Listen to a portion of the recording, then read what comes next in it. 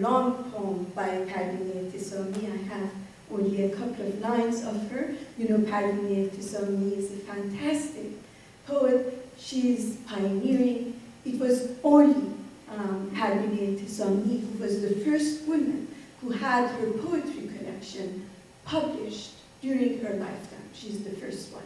Prior to her, we don't have a single woman who had her poetry collection published during her lifetime.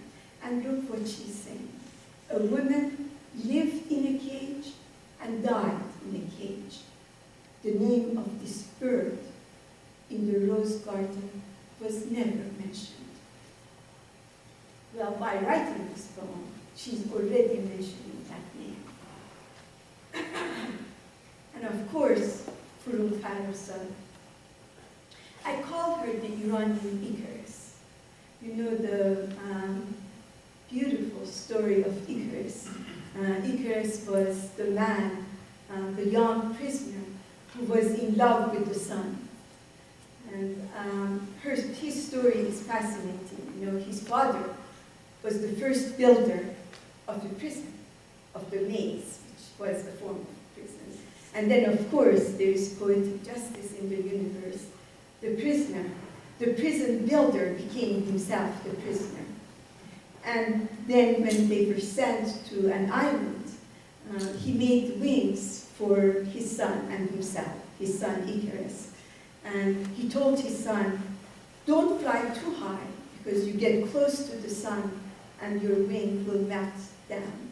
And don't fly too low, because the feather will absorb water and you will die either way. You know, be the moderate.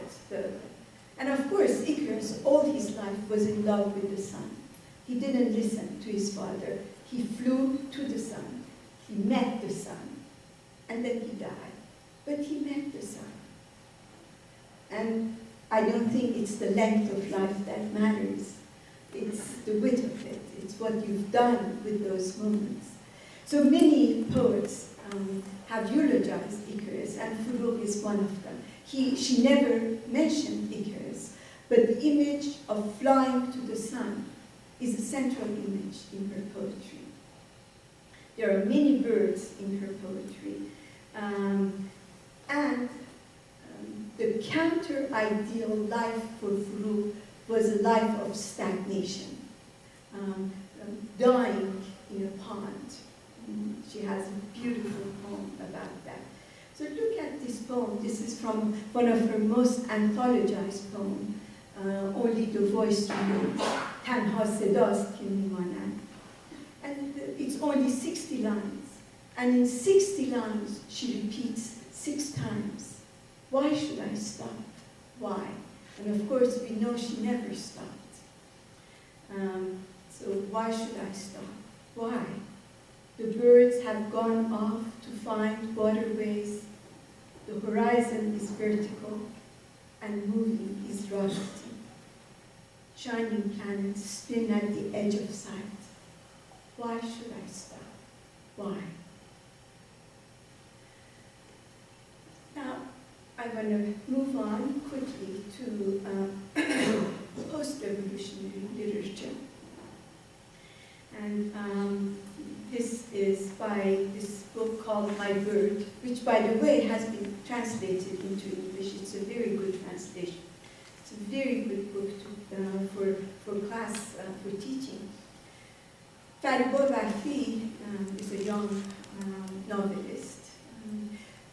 Something very new has happened in the Islamic Republic of Iran. I call it the collateral benefit of the revolution. We always talk about the collateral damages of wars.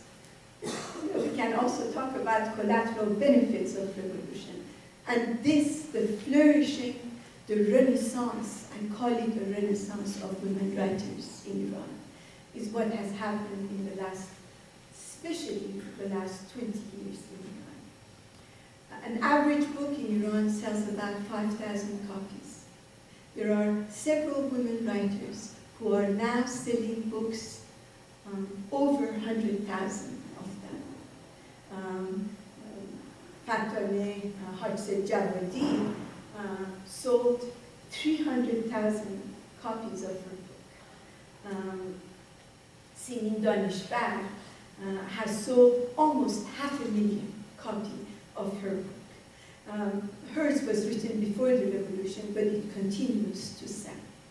Some of the best literary awards are won by women writers, and I have served as the judge for some of these awards, and I have to tell you, they are really fantastic.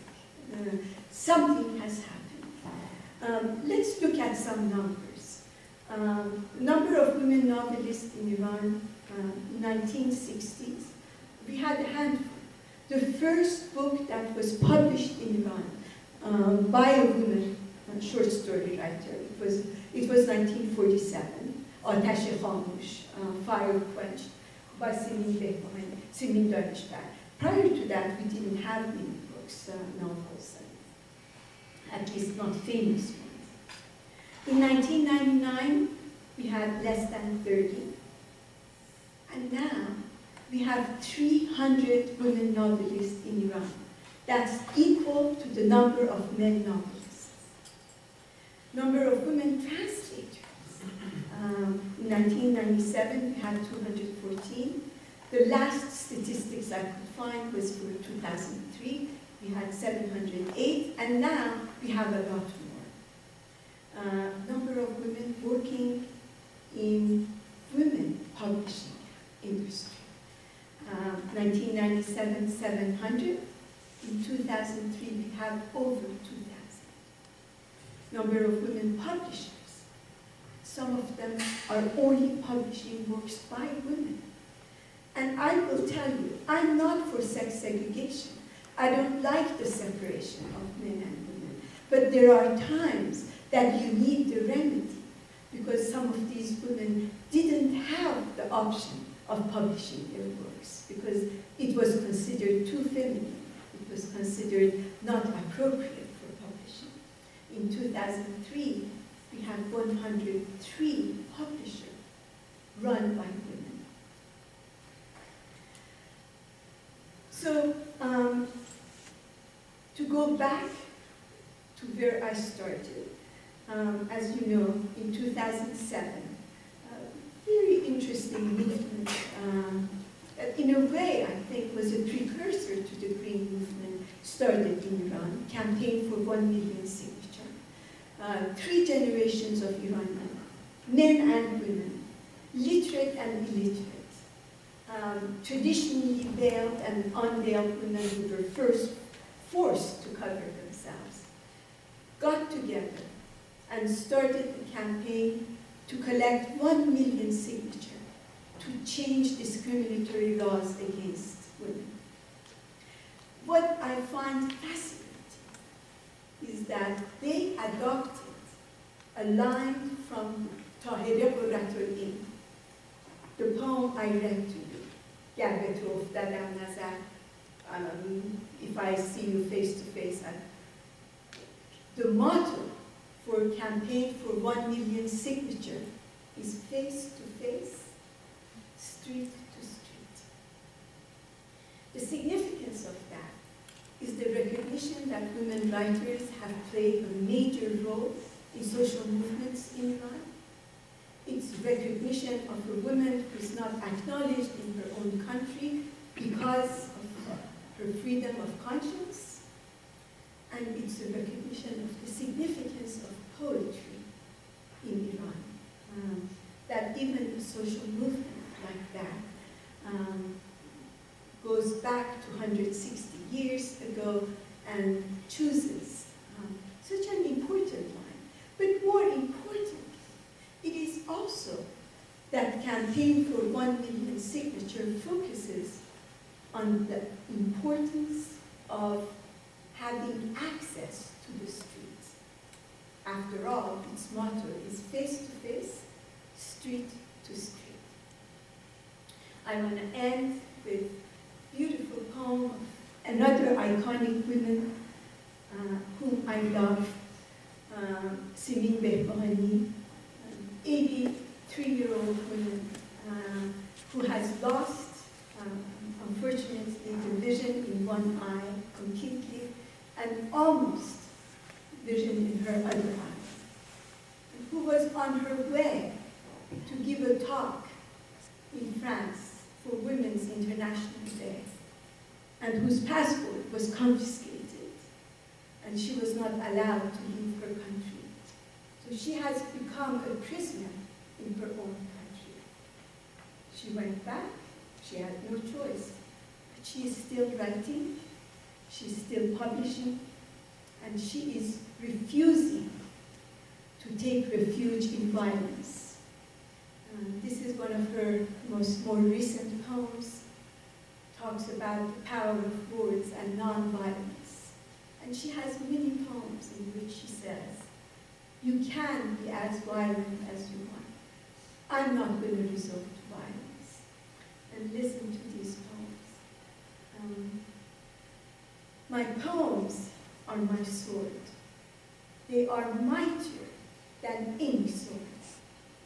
Look at the power of this 83-year-old woman who thinks no one can find her. Though they can cut deep, my fine weapon is not for bloodshed. Simin Begbahani is right. Words are very powerful. Poets can be put in prison. They can be handcuffed. Their writing can be censored. They can be put in jail. But their words cannot be. Their poetry and their art cannot be handcuffed, cannot be put in prison, cannot be taken prisoner. Look, we are here thanks to you, like birds, like jasmine on her magic carpet. The words of these women have migrated to Davis in California. You have listened to them. You have given me the great pleasure to share them with you. So I want to thank you for your patience. I want to thank you for listening. And I want to thank you for supporting nonviolence and peaceful resolution of conflicts. Thank you.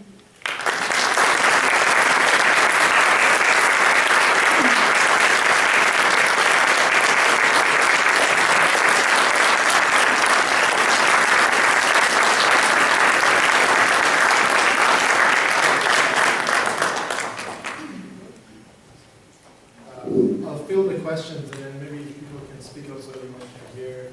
If you can't hear at some point, I guess you can repeat the questions.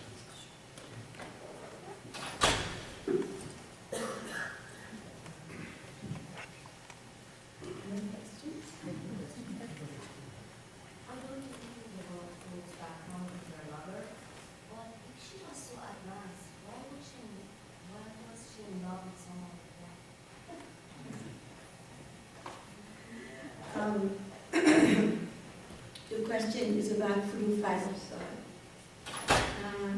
That if she was such a revolutionary woman, if she was such a pioneering woman in so many ways, why could she be in love with such a man? I suppose by such a man we mean Mr. Gulistan.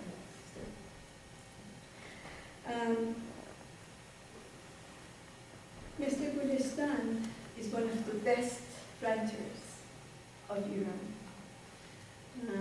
He's the father of the new wave in Iranian cinema.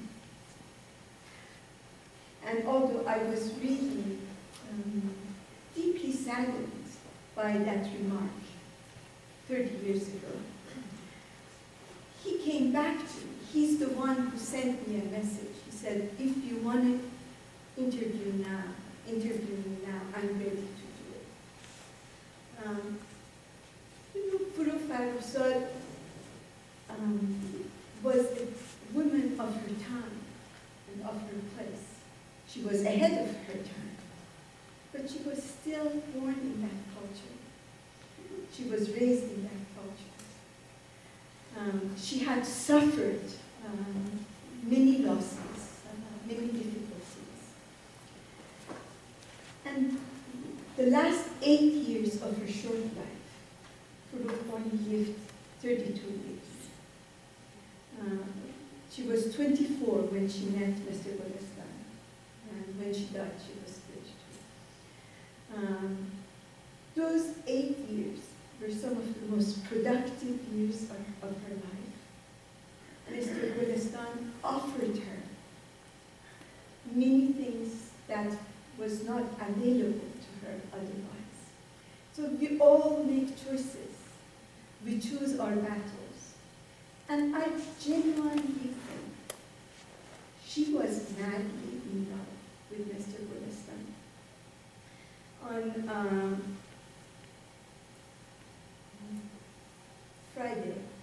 Thursday, tomorrow, I will talk about the role of Iranian women writers in social movements in Iran. And my field is not politics. I've never talked about politics. So I thought about, so what am I going to say to remain within my specialty?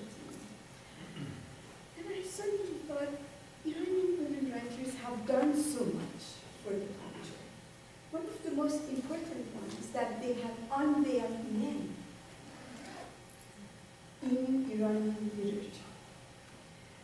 Prior to Furuk Farrokhzad, no Iranian man was loved the way a man is loved in the poetry of Furuk Farrokhzad. There is a poem, there are lots of them. There is a poem called Fathibad, Garden Conquered. It starts with those beautiful lines. آن کلاغی که پرید از فراز سر ما و فرو رفت در اندیشه آشفته ابری دلگر خبر ما را خواهد برد به شهر. So it's about a garden, and a man and a woman who see the garden through a little hole. And they enter the garden, and so because they are in love. So it's a complete reversal of the story of creation of Adam and Eve. If Adam and Eve fell in love and were expelled from prison, in this poetry, love is the passport to paradise. I mean, so many of the poems, Tavalludi Digar, no man has been loved like that. And I think, I don't know, I've never been a man, but as a woman, I think everyone wants to be loved. I feel bad for Iranian men. They've never been loved, in literature at least, or publicly. So she was genuinely in love. And she had the courage of her convictions. You know, the first poem Furuk wrote was a poem called Sin, Gunah, which is again an amazing poem. Do you remember that poem? It was the poem that launched her into fame or notoriety. گناه کردن گناهی پر ز لذت در آغوشی که گرم آتشی بود. گناه کردن میان بازوانی. I sinned voluptuously. I sinned in the arms of a man that were hot and like iron. What poem do we have before that celebrates the physical union of a man and a woman from the perspective of a woman? So, you know, I think I have problems with that. And I also have to confess to you that I have interviewed almost 100 people for the biography and hopefully finishing soon. 2 people never agreed to be interviewed. And this is 30 years of persistence. One was Mrs. Golestan. She said, absolutely not. And the last time I requested to our mutual friend, she said, well, tell her. What does she want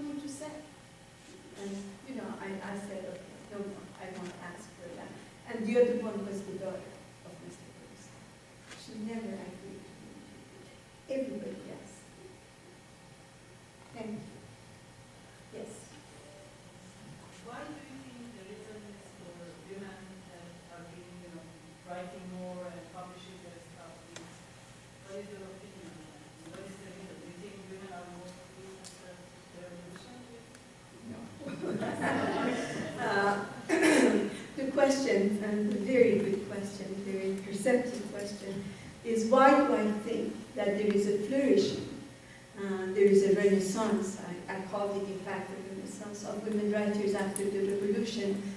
Do I think women are freer now in the Islamic Republic? My short answer was absolutely not. I don't think they're freer. But the history of women's movement in Iran goes back 160 years. First woman who entered a male domain, who unveiled herself publicly, was a poet. So we have a long tradition of that. And it's, once the genie is out of the bottle, you can't put her back.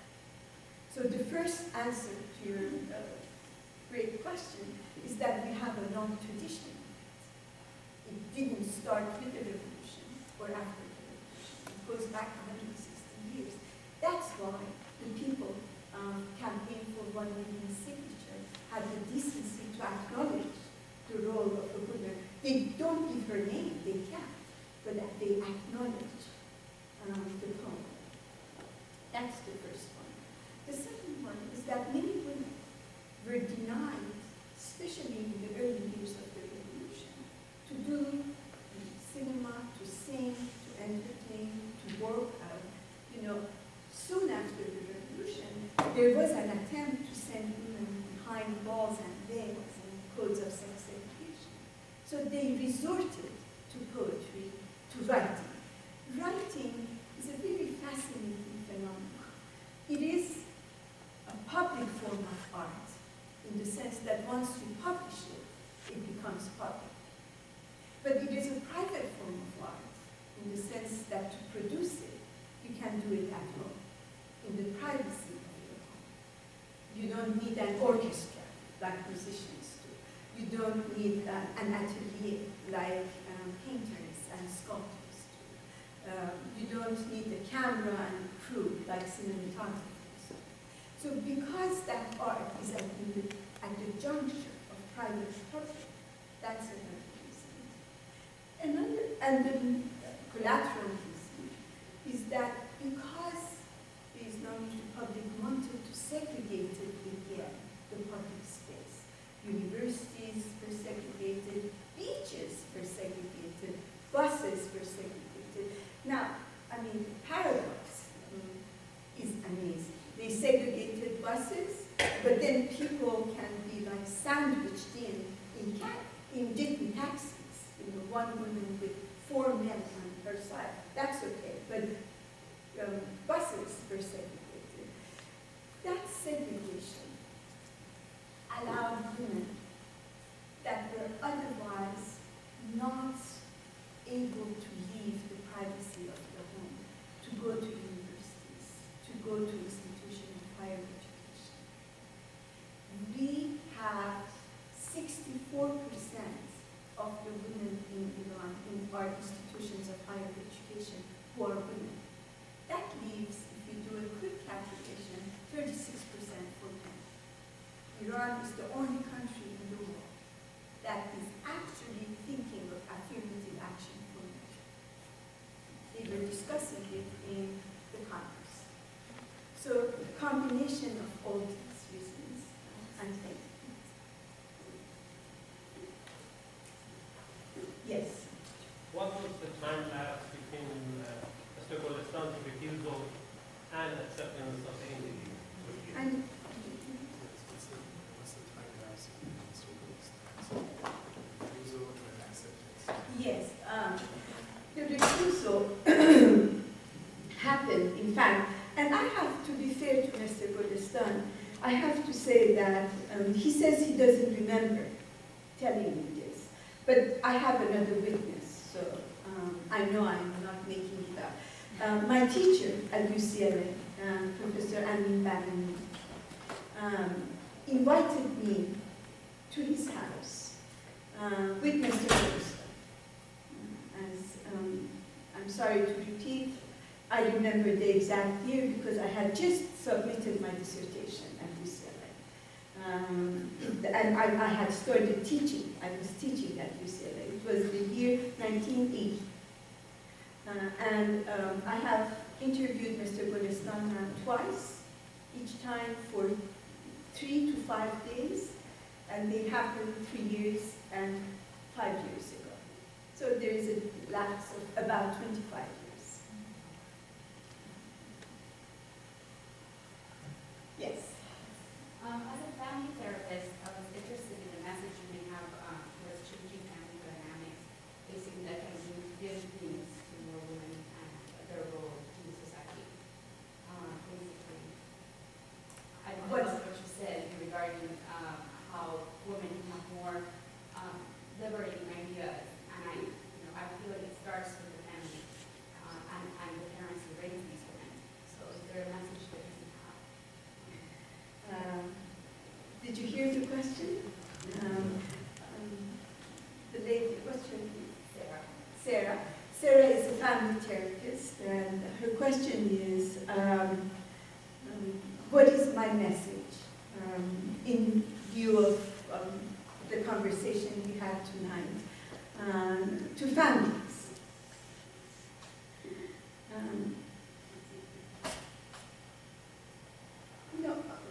My field is women's studies and literature. My critical perspective is feminism. And I say that, what I'm about to say, as a feminist. To me, an ideal society is not the reversal of what we have. Because I think a society that is based on inequality dehumanizes the segregated and the segregator, the oppressed and the oppressor. So to me, a reversal of this. That's why I have often discussions with some colleagues who would like to change it. Let's have now women rule. But it's the same system there.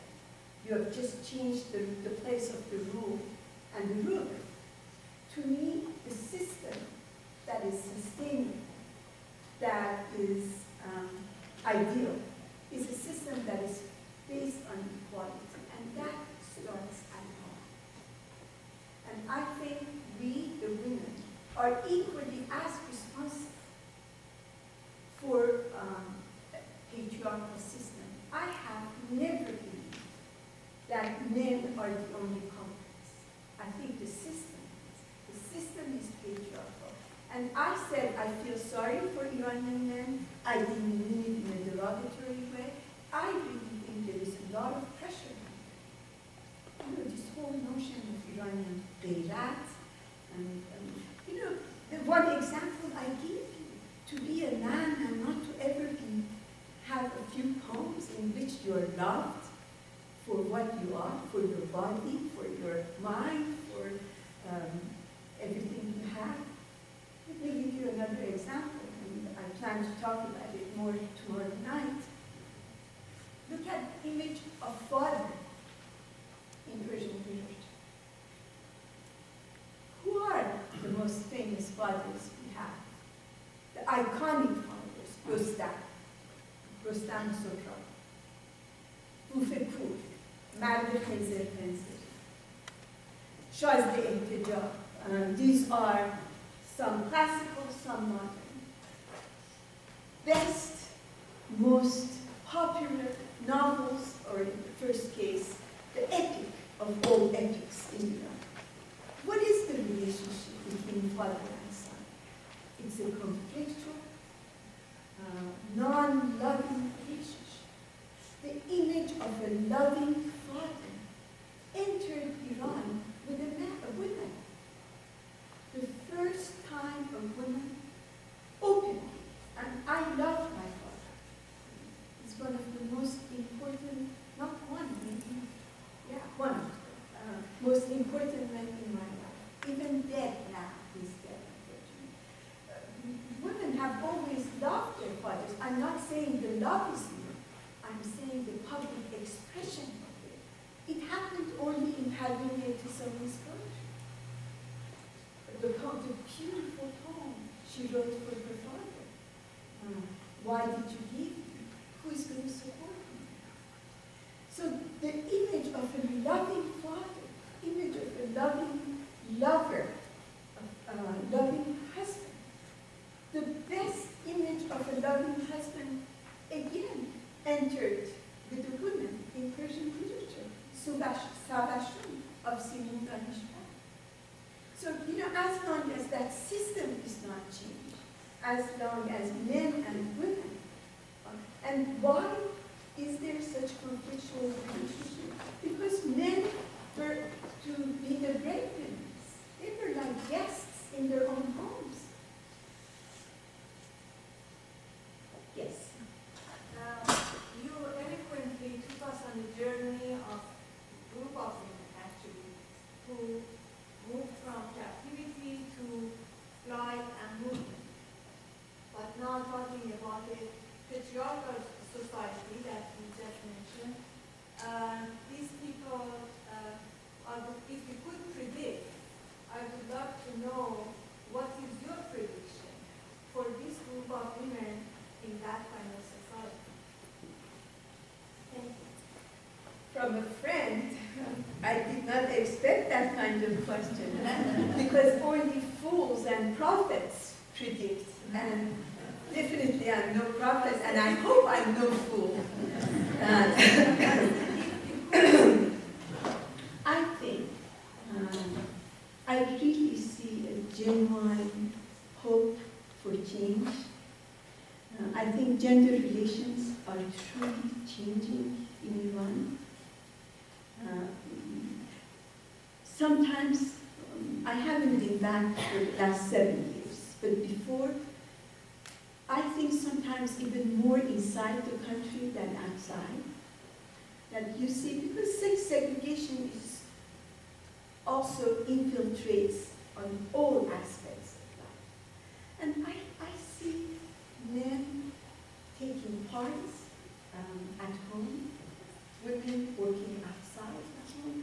There is a partnership. There is this beautiful poem by Simin Danishpan.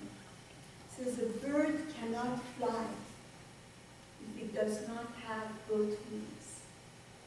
And to me, if you ask her what she means by that, she says, a society that wants to fly, and, have access to the gateless sky, to the moon, and to the sun, and needs both wings, the male and the female.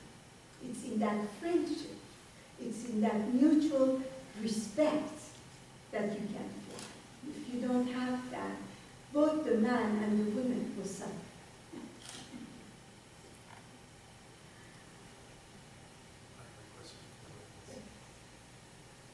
No more questions? Thank you very much.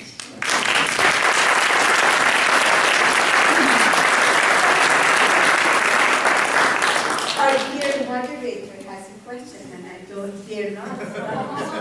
Thank you. I wanted to ask whether you could think about or reflect on the issue of class and sort of urban versus rural. Because when you say traditional society, I think traditional society in farm or in the pastoral society where women are actually out, they're singing, they're working the rice fields, they're out on the road. So they don't write much, I suppose, many of them are illiterate. How do we reconcile these two different, so the urban is included versus the more traditional but more open? That's a great question. Thank you very much. It's a two-pronged question. First, the issue of segregation. Women farmers, tribal women travel. The tribal women travel all the time. And rural women, in fact, in Iran, do most of the work. They work very hard. But to me, the question to ask is, if you go to the public square of those villages, if you go to the coffee houses, if you go to, if they have movie theater, do you see any women there or not? Because in rural Iran and in tribes of Iran, I still see the remnant of sex segregation. It is to a lesser degree because there is economic need.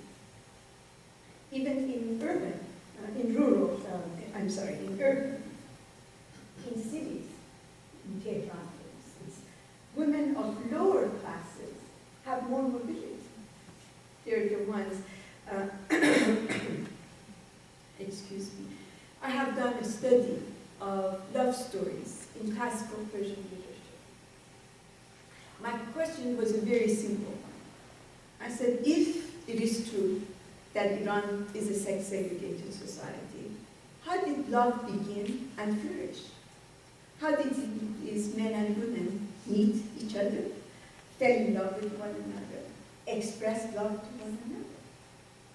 There is not a single Iranian love story, classical period, in which there is not the figure of the nanny, nursemaid, governess. I use nanny for all of them, a woman of lower class, who had the feet, the freedom of movement, to be the messenger.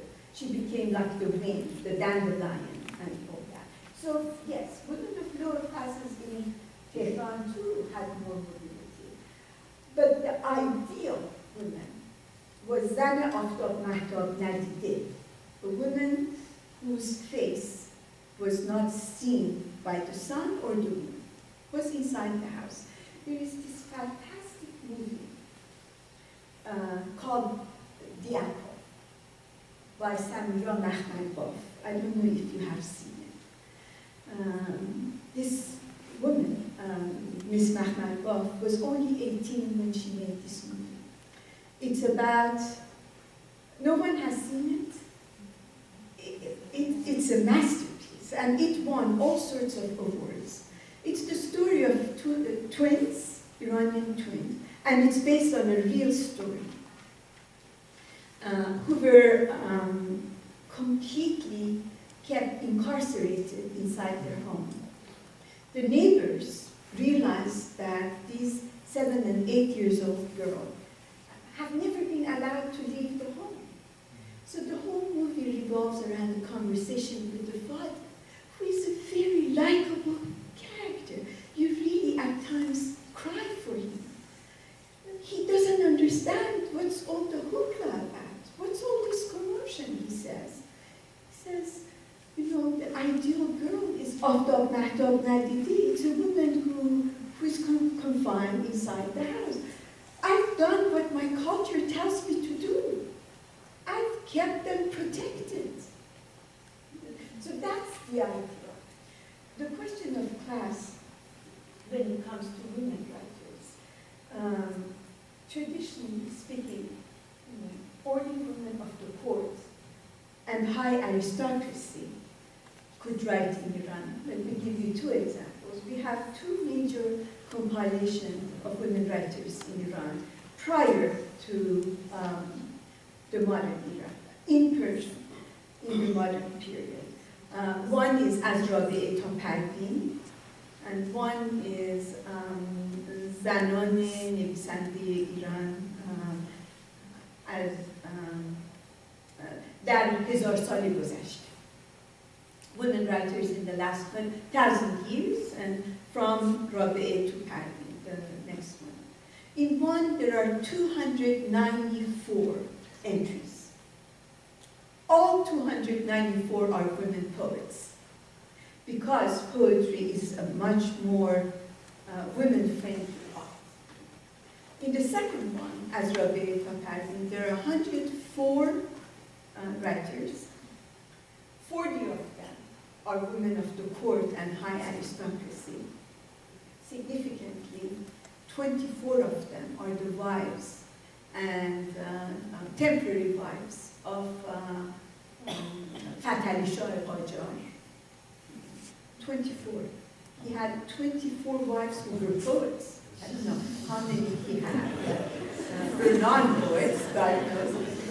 But it is after the revolution, and that's another interesting thing about the question you asked, that we have people who are not from the high aristocracy and upper middle class. Fariba Wafi, who is, if you get some of her books, please read it. It's really fantastic. Fariba Wafi is from Tabriz. She's not highly educated.